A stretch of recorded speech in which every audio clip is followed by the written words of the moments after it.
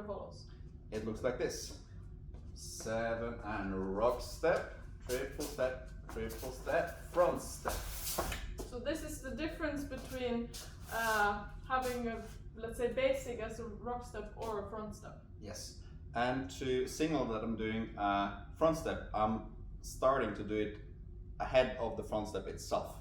So I'm giving some tension in this arm, and I also think like my whole body is going slightly backwards to signal both with my arm and also visually that this is a front step. So we can try to say it like this: 7 and rock step, triple step, leading front, rock step. This, when my arm is connected to my body, I will then automatically go forwards instead of, can you lead me a front step? Instead of like having to give in my arm and lose my balance. Yes. In that point. So here, I think it's really important for both lead and follow that you have a connection between your arm and your whole body. So not like this, but rather... You have a rubber band between here and here. So like, you want to be here neutral, let's say. So if I pull here, the follow is following. And this front step leads into what we call the swing out, which looks like this. 7 and 1, 2, 3 and 4, 5, 6, 7 and 1, 2, 3 and 4, 5, 6, 7, 8. With a bit of a slippery floor. Yes. So this is an 8 count, which I think might be like called the most famous Lindy Hop. The signature move. Signature move of Lindy Hop. Yes. And there are several, we can say that there are 2 phases in this move. The first 4 counts, we can do those and break after them. 7 and 1, 2, 3 and 4. We have turned 180 degrees, Yes. and we're having again the sitting down motion. Yes. 1, 2, 3 and 4, 5, 6, 7, 8.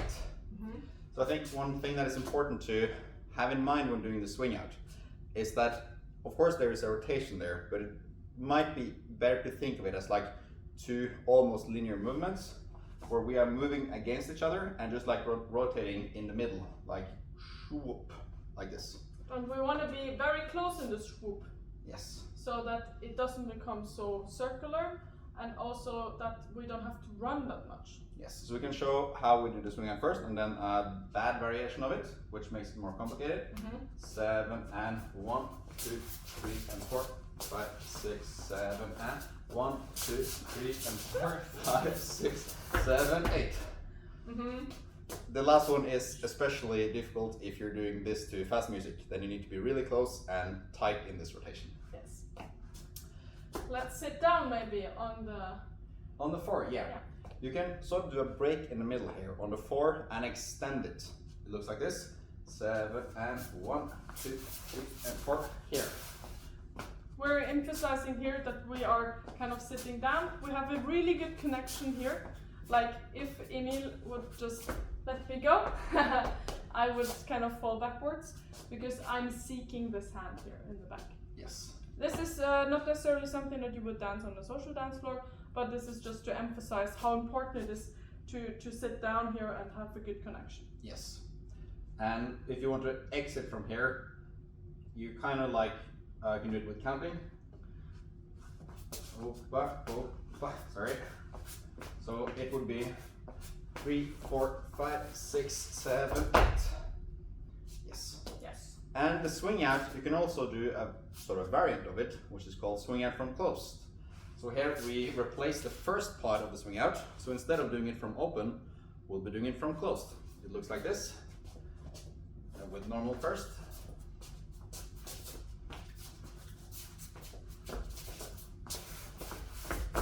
We're aiming again in the first part of the swing out from close to get into this sitting down position.